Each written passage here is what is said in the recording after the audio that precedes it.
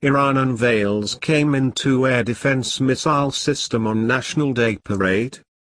Iran's air defense unveiled a new indigenous air defense missile system on a military parade marking the National Army Day on April. One of the major attractions spotted during the parade in Tehran was the new air defense missile system, dubbed Kamin-2. It is a short-range air defense system designed to take out reconnaissance and strike unmanned aerial vehicles, UAVs, as well as manned airplanes and helicopters flying at low altitudes. This latest military system is an upgraded version of the Mersat missile system. The move flouts international restrictions on such weapons and will be seen by many as a direct challenge to President Donald Trump's attempt to strangle the Iranian missile program, as well as to scrap the current agreement on the country's civilian nuclear program and force Iran to accept to renegotiate a new one, which Tehran and Moscow have already firmly refused. The European Union has declared its will to keep on implementing the current agreement, even if French President Emmanuel Macron declared on the 25th of April in Washington that a new agreement should be envisaged. Iran is expected to deploy these missiles to war zones in the Middle East such as Syria to combat what Iranian officials call regional threats.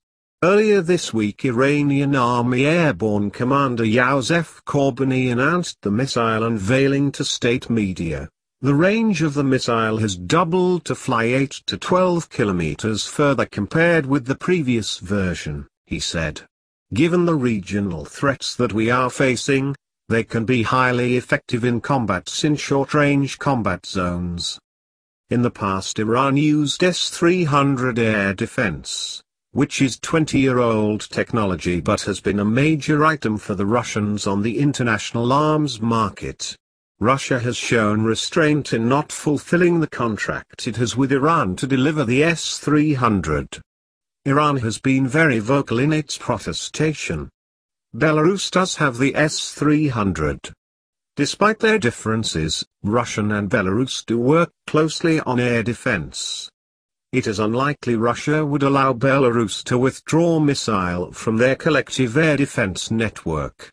The important capability of the S-300 is that it is a system to integrate air defense. It is not just about the missile. The system includes radar, processing capability and mobile command center. Belarus is unlikely to have sold Iran a system. Even if Iran were able to obtain a few missiles, it would be an insignificant military capability. In addition to the new missiles, Iran unveiled helicopters armed with rockets and machine guns.